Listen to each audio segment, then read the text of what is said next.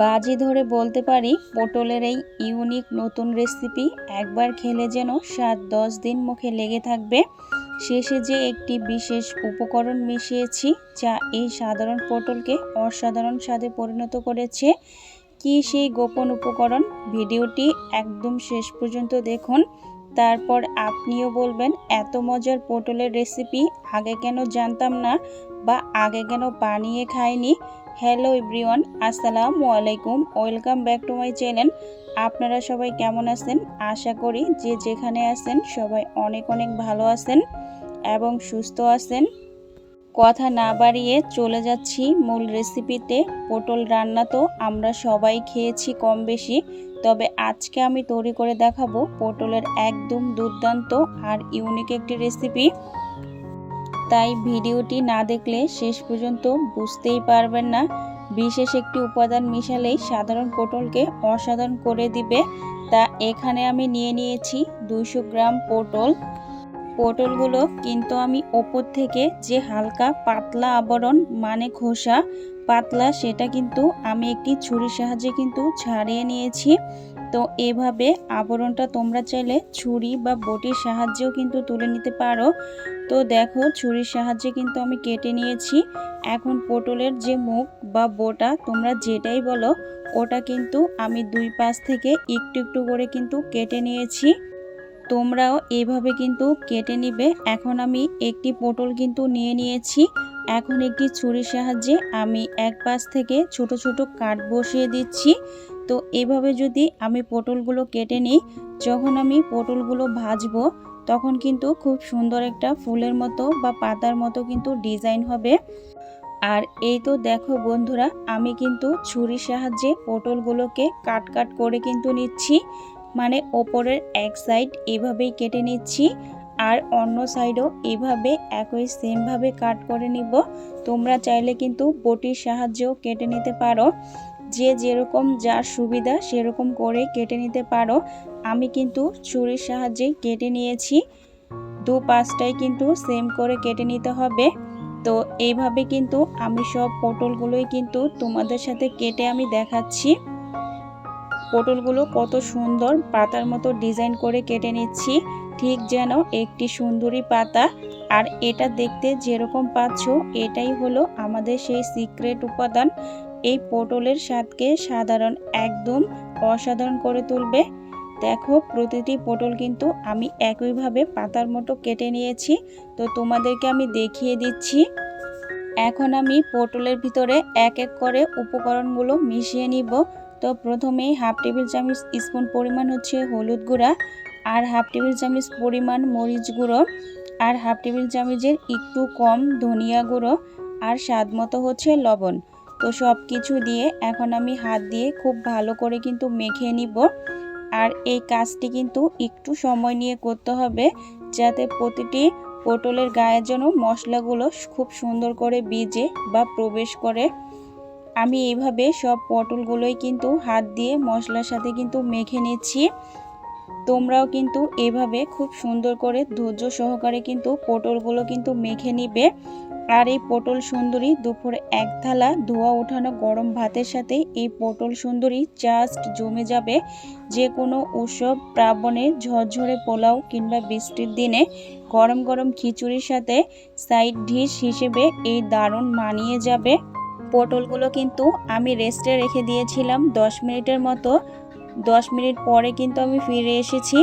আমি চুলায় একটা প্যান বসিয়ে কিছুটা পরিমাণ এখানে সাদা তেল দিয়ে দিয়েছি। সাদা তেলটা যখন একটু গরম হয়েছে আমি এখানে এক এক করে পটলের পিসগুলো কিন্তু দিয়ে দিচ্ছি। যেহেতু এখানে আমি বেশি পটল নেইনি, 6-7টার মতো নিয়েছি, তো আমার এক প্যানেই কিন্তু হয়ে যাচ্ছে। আমি এখন একটি ঢাকনা দিয়ে 5 মিনিটের মতো ঢেকে দিলাম। 5 মিনিট পরে আমি ফিরে এসেছি। এখন আমি পটলগুলো এক পাশ হচ্ছে উল্টিয়ে দিয়েছি। এই পর্যায়ে আমি চুলার আঁচটা মিডিয়াম টু লো আঁচে রেখেছি। তো তোমরাও এভাবে কিন্তু কম আঁচে ভেজে নিবে, নয়তো পটলগুলো কিন্তু উপরে হয়ে যাবে আর ভিতরে কিন্তু কাঁচা থেকে যাবে। এখন আমি এইভাবে ঢাকনা দিয়ে আবারও ঢেকে রেখে দিব 5 মিনিটের জন্য। এখন আমি যে বিশেষ একটি উপকরণ বা উপাদান ওটা হচ্ছে আমি কেটে নিব। তাই এখানে আমি 6 থেকে 7টার মতো মিডিয়াম সাইজের পেঁয়াজ নিয়ে নিয়েছি। এখন আমি ছুরির সাহায্যে এই পেঁয়াজগুলোকে আমি কেটে নিব।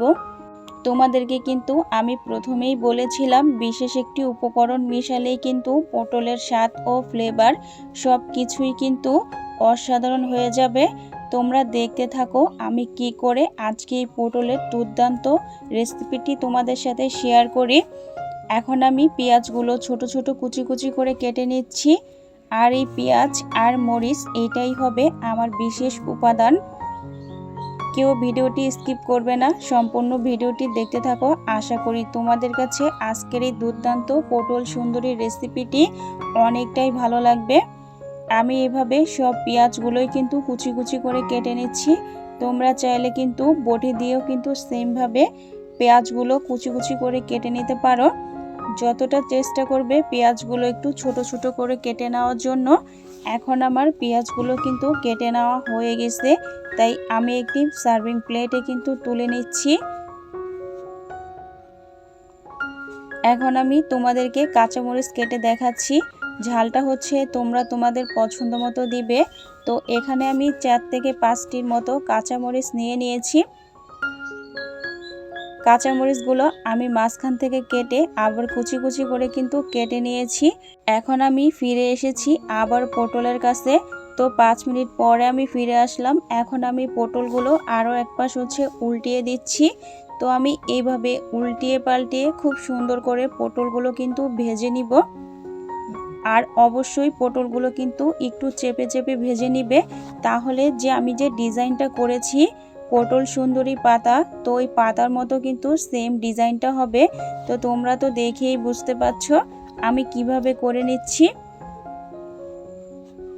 তো তোমরাও কিন্তু এইভাবে পটলগুলো কিন্তু ধৈর্য সহকারে আর যত্ন সহকারে কিন্তু ভেজে নিবে। দেখো বন্ধুরা, আমার একটি পটল কিন্তু ভেঙেও যায়নি বা পাতাগুলো কিন্তু খুলেও যায়নি। খুব সুন্দর মতো কিন্তু ভাজা হয়ে যাচ্ছে। তোমাদেরকে আমি কাছ থেকে দেখিয়ে দিচ্ছি। দেখো পাতাগুলো কতটা সুন্দর মতো হয়েছে। যারা এখনও পটলের এই রেসিপিটা খাও নাই অবশ্যই ট্রাই করে দেখবে। তো দেখো আমার এই পটলগুলো কিন্তু খুব সুন্দর মতো কিন্তু এক পাশ হয়ে গেছে। এখন আমি খুব সুন্দর করে চেপে চেপে কিন্তু আরও এক পাশ আমি উল্টিয়ে নিচ্ছি। এখন আমার পটলগুলো কিন্তু ভাজা হয়ে গেছে, তাই আমি একটি সার্ভিং প্লেটে কিন্তু তুলে নিচ্ছি। তাই আমি একটি স্ট্রেনারের সাহায্যে তেল থেকে ছেঁকে পটলগুলো কিন্তু আমি উঠিয়ে নিচ্ছি এক এক করে। তো তোমরাও চেষ্টা করবে খুব সুন্দর করে কিন্তু তুলে নেওয়ার জন্য। এখন আমি এই তেলের ভিতরেই কিন্তু ফোড়নটা কিন্তু খুব সুন্দর করে কিন্তু আমি ভেজে নিব। এখানে আমি পেঁয়াজ আর কাঁচামরিচ একসাথে দিয়েই কিন্তু আমি ফোড়নটা ভেজে নিব। তো এটাই সেই সিক্রেট মশলা। তো এটা দিলেই কিন্তু তোমার পটলের স্বাদ কিন্তু 10 গুণ বেড়ে যাবে।